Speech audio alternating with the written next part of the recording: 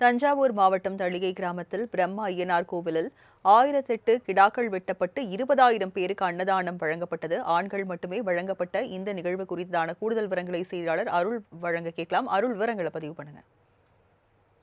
வணக்கம் ராஜலட்சுமி. அதாவது தஞ்சை மாவட்டம் தளிகை கிராமத்தில் ஸ்ரீ பிரம்மான ஐயனார் கோயில் அமைந்துள்ளது. ஆடி வெள்ளிக்கிழமையை முன்னிட்டு 5 ஆண்டுக்கு பிறகு தஞ்சை, புதுக்கோட்டை மற்றும் சுற்று வட்டாரத்தில் உள்ள மாவட்டங்களைச் சேர்ந்த ஆண்கள் மற்றும் பங்கு பெறும் நிகழ்ச்சி என்பது சிறப்பாக நடைபெற்றது.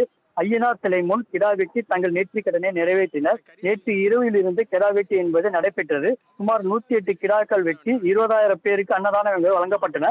சுமார் 40,000 கிலோ ஆட்டுக்கறி மற்றும் 20,000 கிலோ சாப்பாடு செய்யப்பட்டது. இதனையொட்டி தணிக்கை கிராமம் விழாக்கோலம் சூழ்ந்துள்ளது. அதாவது சுற்று வட்டாரத்தில் இருந்த ஆண்கள் மட்டுமே கலந்து கொண்டு இந்த விழாவை சிறப்பிக்கின்றனர். இதற்காக வாழை இலை விரித்து பொதுமக்கள் ஆண்களும் உட்கார்ந்து சாப்பிடும் அளவுக்கு ஏற்பாடு என்பது சிறப்பாக செய்யப்பட்டது. இதில் ஏராளமானோர் கலந்து கொண்டு ஐயனாரை வழிபட்டு சென்றனர். இந்த கிடா வெட்டு என்பது 5 ஆண்டுக்கு ஒரு முறை மட்டுமே நடைபெறும் என்பது குறிப்பிடத்தக்கது. ராஜலட்சுமி, விவரங்களை வழங்கியதற்கு நன்றி அருள். தஞ்சாவூர் மாவட்டம் தளிகை கிராமத்தில் பிரம்மா ஐயனார் கோவிலில் 1008 கிடாக்கள் வெட்டப்பட்டு 20,000 பேருக்கு அன்னதானம் வழங்கப்பட்டது. ஆண்கள் மட்டுமே வழங்கப்பட்ட இந்த நிகழ்வு குறித்தான கூடுதல் விவரங்களை செய்தியாளர் அருள் வழங்க கேட்கலாம். அருள், விவரங்களை பதிவு பண்ணுங்க.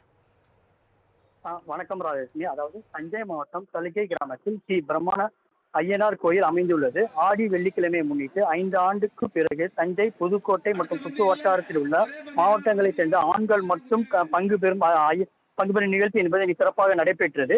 ஐயனார் சிலை முன் கிடா வெட்டி தங்கள் நேர்த்திக் கடனை நிறைவேற்றினர். நேற்று இரவில் இருந்து கிடா வெட்டி என்பது நடைபெற்றது. சுமார் 108 கிடாக்கள் வெட்டி 20,000 பேருக்கு அன்னதானம் வழங்கப்பட்டன.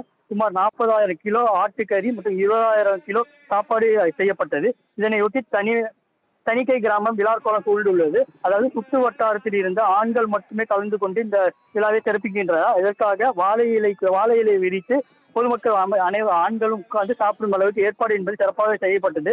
இதில் ஏராளமானோர் கலந்து கொண்டு ஐயனாரை வழிபட்டு சென்றனர். இந்த கிடா வெட்டு என்பது 5 ஆண்டுக்கு ஒரு முறை மட்டுமே நடைபெறும் என்பது குறிப்பிடத்தக்கது. ராஜலட்சுமி, விவரங்களை வழங்கியதற்கு நன்றி அருள்.